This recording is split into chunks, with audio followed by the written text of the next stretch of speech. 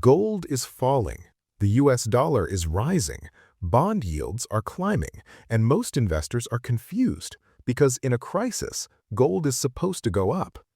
This video explains exactly why the opposite is happening, why Bitcoin is holding its ground, and how the entire picture reverses the moment a ceasefire is declared.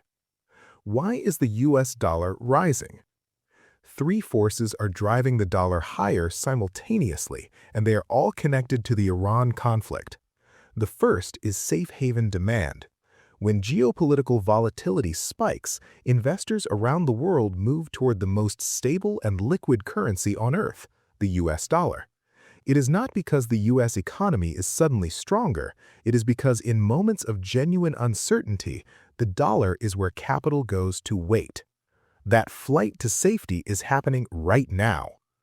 The second force is inflation expectations.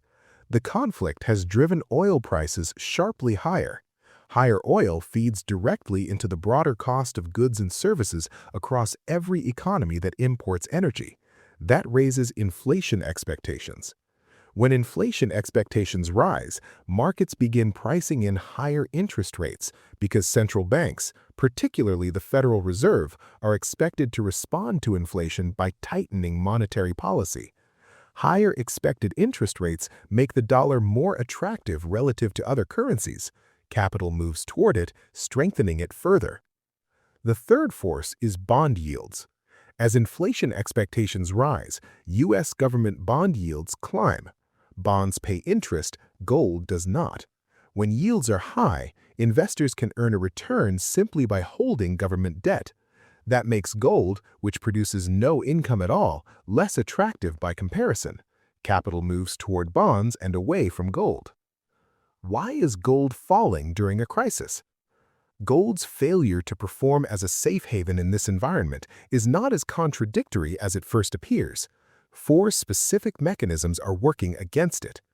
The first is the dollar relationship. Gold is priced in US dollars. When the dollar rises, gold automatically becomes more expensive for every buyer outside the United States. International investors, European funds, Asian central banks, emerging market institutions, all face a higher cost to own gold when the dollar strengthens. Demand from those buyers contracts, price falls.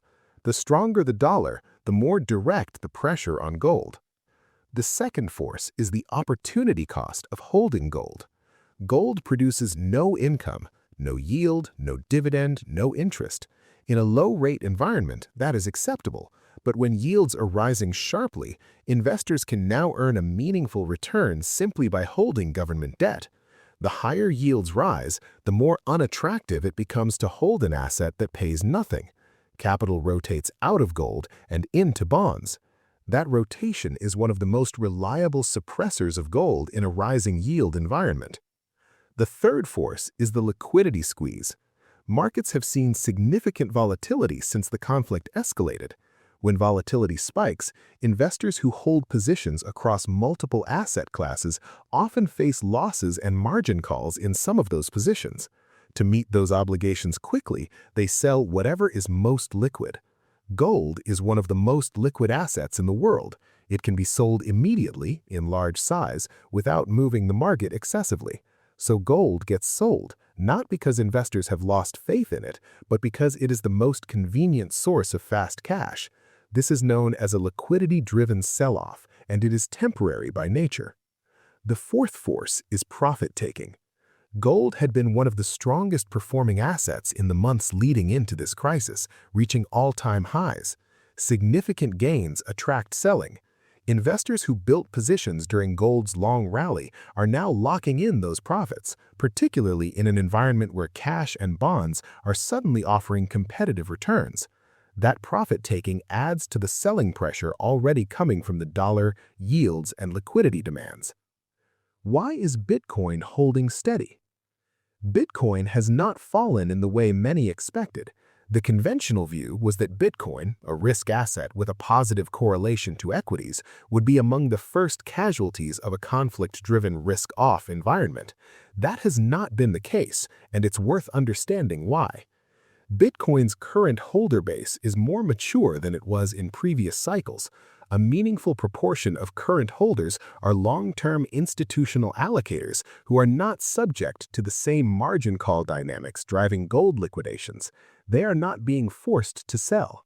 The mechanical selling pressure that is hitting gold is not hitting Bitcoin to the same degree.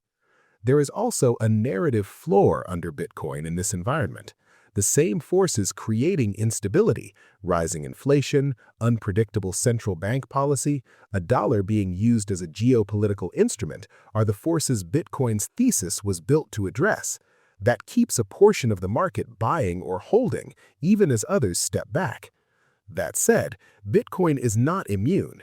If the conflict deepens significantly and triggers a genuine global growth scare, moving markets from inflation fears to recession fears, Bitcoin's correlation with equities could reassert itself and it would come under pressure. For now, the balance is holding. How a ceasefire reverses the entire picture. A ceasefire, or credible de-escalation, does not just provide relief, it systematically dismantles each of the forces that have been suppressing gold and applies them in reverse. The most immediate effect is on oil. A stabilization of the conflict removes the geopolitical premium from energy prices. Oil falls.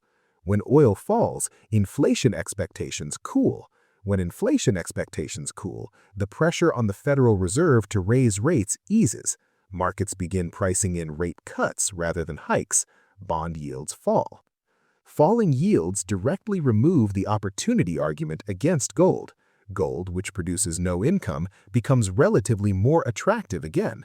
The capital that rotated into bonds for yield begins rotating back. At the same time, falling inflation expectations reduce the urgency of the safe haven flight to the dollar. Dollar demand eases. The dollar weakens. A weaker dollar immediately reduces the cost of gold for international buyers. Demand recovers. Both of gold's major suppressors, yields and the dollar, reverse simultaneously. The liquidity squeeze that drove forced selling also eases on de-escalation. As volatility falls and market conditions stabilize, the pressure to sell assets to meet margin calls subsides. The sellers who were selling gold out of necessity, not conviction, step back. The structural buyers, central banks, sovereign wealth funds, long-term allocators, who never changed their view on gold, reassert themselves. The snapback can be rapid. For Bitcoin, the de-escalation shift is equally powerful but plays out differently. A ceasefire triggers risk-on sentiment across markets. Equities recover, investors move out of defensive positions and back into growth assets. Bitcoin, which has historically moved in alignment with broader market confidence, benefits directly from that rotation. Additionally, if the ceasefire results in a genuine Fed pivot towards rate cuts, the monetary conditions that historically support Bitcoin, lower rates, dollar weakness, liquidity expansion, all arrive at once. The Federal Reserve, the wild card. The Fed's role in this picture is worth examining separately. The current environment is placing the Fed in a difficult position. Rising oil prices are generating inflation that in a normal environment would call for rate increases, but the same conflict driving that inflation is also creating economic uncertainty that argues against tightening. The Fed is caught between fighting inflation and protecting growth. If the Fed raises rates aggressively to combat oil-driven inflation, it strengthens the dollar further and keeps yields elevated, extending the pressure on gold. If the Fed pauses or pivots towards cuts out of concern for economic damage, yields fall and the dollar weakens, both of which are immediately supportive for gold. Gold becomes particularly powerful as an investment when inflation is rising, but the Fed is expected to hold rates or cut them. In that scenario, the income available from bonds falls relative to inflation, meaning bonds are no longer protecting purchasing power. Gold, as a store of value with no counterparty risk, steps back into focus. That shift has not happened yet in this cycle, but it becomes more likely the longer the conflict damages economic growth. What could keep the pressure on? A ceasefire is not guaranteed, and the timeline is uncertain. Iran has already signaled its rejection of the current U.S. proposal, advancing counter conditions that are unlikely to be accepted. A prolonged standoff keeps the oil risk premium elevated, keeps inflation expectations high, keeps the dollar bid, and keeps bond yields under upward pressure. In that scenario, the forces suppressing gold persist for longer than a simple crisis timeline would suggest.